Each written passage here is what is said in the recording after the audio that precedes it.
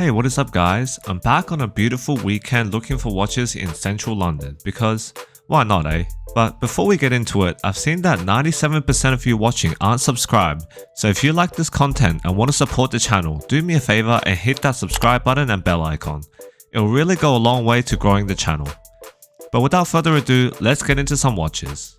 The first stop this weekend was Mr. Jones Watches at 7 Dials. The funny thing is that I had actually been to the cafe right next to this store before, but never knew it was here. So I definitely had to come back to check it out. If you haven't heard of Mr. Jones Watches, they're a British brand founded in 2007, and what sets them apart is their playful and beautiful artwork dials. The store was really cool and well decorated with almost all their watches on display.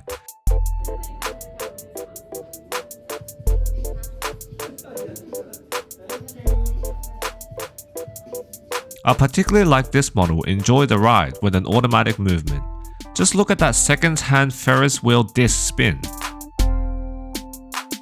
And here's another cool model, the Accurate.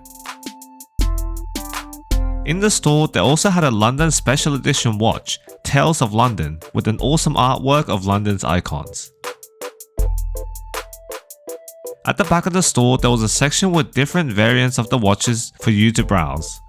But what I mainly came for is to check out their newly updated watch case, as you can see on this Beam Me Up model.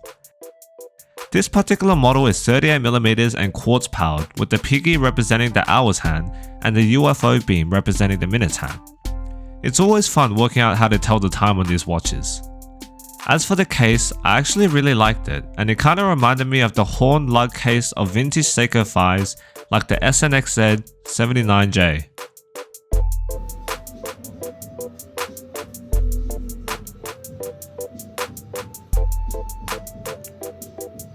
It was also cool to see some of the mechanical watches in the larger sizes.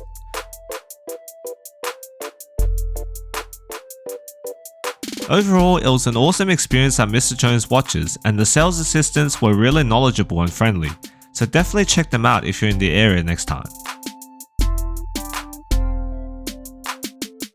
Next up, I paid a visit to Breitling at Regent Street, and first off, the store was really amazing and grand.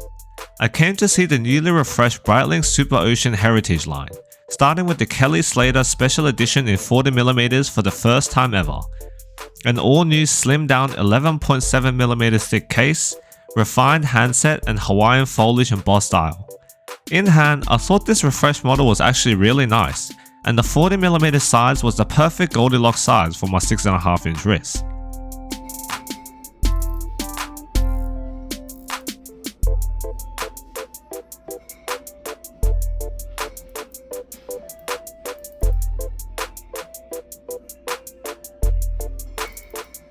And here's the green version of the Superocean Heritage, which was also nice, but in person I thought the color was a bit dull.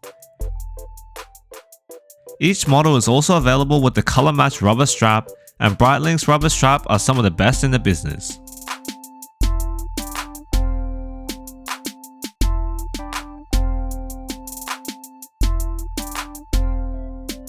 Overall, I think my favourite of the bunch was definitely the Kelly Slater edition.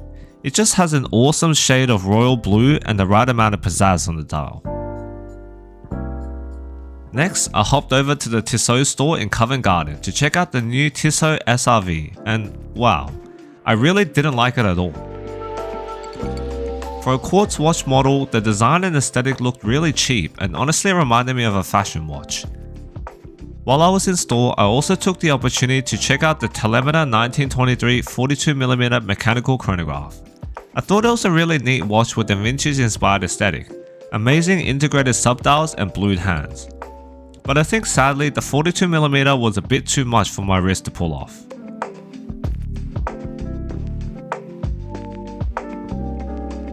Next, I visited the Longines store right next door, and this is what I came for, the new Prima Luna Moonphase models. First up, I was super impressed with the white dial version, 34mm in diameter with an integrated lug design, available on strap and bracelet, just 11.6mm thick, and perhaps one of the most well-balanced dial designs that I've seen in recent memory. Just look at those blued hands and indices and brushed ring behind them. They also had a blue dial version with a sapphire encrusted bezel, diamond markers and blue mother of pearl dial. Call me vanilla, but I still prefer the white dial version more. I also checked out the flagship Heritage Moonphase in 38mm, 46mm lug to lug and just 12.4mm stick, powered by an in-house L899 caliber and protected by an 18-karat gold Longines flagship album.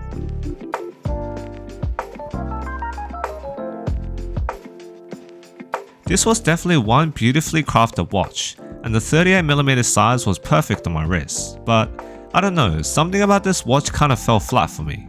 Maybe it's the sterile chapter ring or the thin markers, but it almost felt too clean. Finally was the Conquest Heritage in the new 38mm case, and a chocolate brown dial. And this was definitely more to my taste, oozing vintage appeal with that pie pan dial design and arrow markers. Look at how the markers reflect the light, just wow.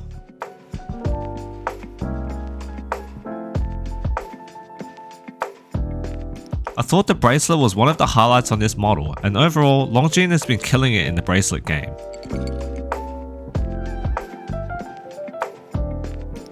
And yeah, I think this one might go on the wants list after this. After I head into Omega because I was interested in the new Aqua Terra models. First was the new and refreshed Omega Seamaster Railmaster in slate grey. The Railmaster has always been a bit of a black sheep in the Omega family, and I don't know if this new model does enough to change that. Omega are trying to bring the Railmaster into the Aqua Terra line with the 38mm mid-size case, but for me, this watch has lost a lot of what made it special.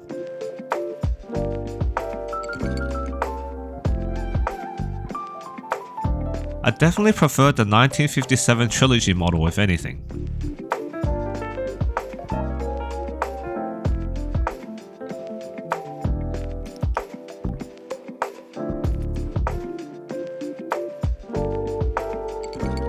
Next up was a beauty though, the Seamaster Aqua Terra with the stunning fume turquoise style and black ceramic bezel. I thought this was absolutely stunning, coming in at 38mm by 45mm, 12.3mm stick, and powered by the Omega 8800 automatic movement. It also comes on a color matched black and turquoise rubber strap, and it also has color matched black ceramic markers and handset, and turquoise chapter markings.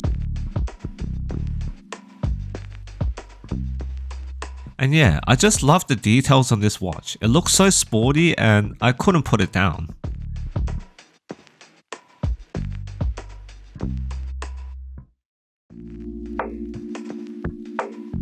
And the missus also checked out the 34mm Seamaster Aqua Terra model for ladies, which was also nice, but I wasn't too sure with that retail price of £6,200. And last but not least, I popped over next door again to check out Girard Perregaux. GP is one of the brands that I've always been interested in due to its long history, and in person it didn't disappoint. Firstly, checking out the Laureato 42mm in midnight blue. I love the scallop bezel and of course the Genta Royal Oak design cues. The integrated H-link bracelet was also really nice.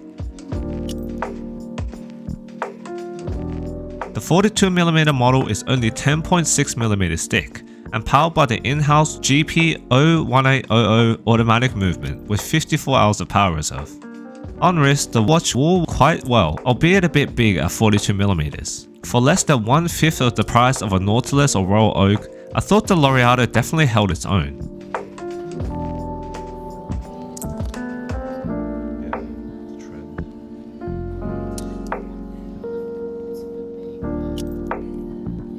I also checked out the 38mm variant in this lovely copper color, and I thought this was even more elegantly proportioned and perfect for my wrist.